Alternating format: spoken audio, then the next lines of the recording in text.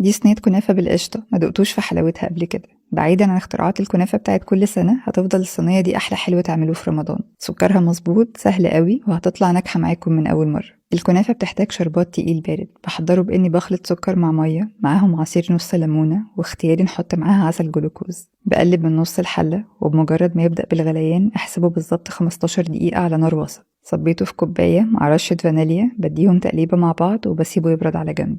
واهم حاجه ان الكنافه ما تكونش بارده، ممكن تقطعوها بالمقص او بديها فرمه بسيطه، عاوزاها تبقى خيوط صغيره مش مفرومه قوي. وعشان تديني لون دهبي حلو حطيت عليها سكر بودره.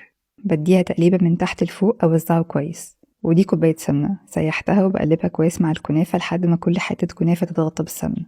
بعدين بقسم الكميه لتلت وتلتين. اما سر لون الكنافه الذهبي انكم تدهنوا الصينيه بكميه سمنه كويسه قوي. أخدت تلتين كمية الكنافة، فردتها في الصينية وعملت ليها سرعة عالي بدوران الصينية علشان القشطة متهربش. جبت صينية أصغر ثبت بيها القاعدة كويس وضغطت بيها كمان على الجوانب. وتعالوا نعمل القشطة. خلطت نشا مع معلقة دقيق ونزلت عليهم بالحليب، وأساسي معاهم القشطة. كريمة الكنافة ما بنحطش عليها سكر. قلبتهم على البارد، بعدين رفعتهم على نار وسط، وما توقفوش تقليب لحد ما تتقل معاكوا وتبقبق كده.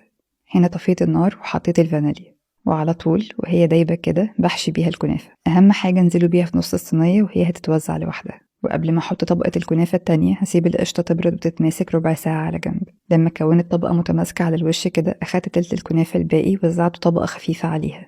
وما تنسوش تقفلوا الجوانب على بعضها من أطراف الصينية. دخلتها فرن ساخن على حرارة 200 لحد ما الجوانب تاخد لون ذهبي غامق وتفصل عن الصينية. وقتها بقفل الفرن من تحت وبفتح عليها الشواية تاخد لون ذهبي من فوق.